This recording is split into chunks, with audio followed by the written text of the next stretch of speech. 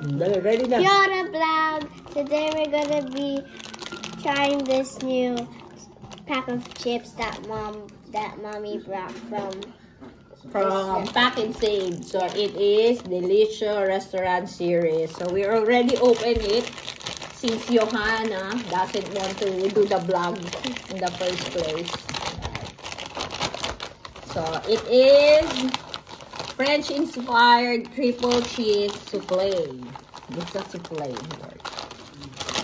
And then, smell it. It smells so Bigyan ko si Daddy. Okay, Daddy, it's good. You take hold it and then give it to Daddy. I'm going to give to Daddy to try it. To try it. And smell. Daddy, smell more. You get it again.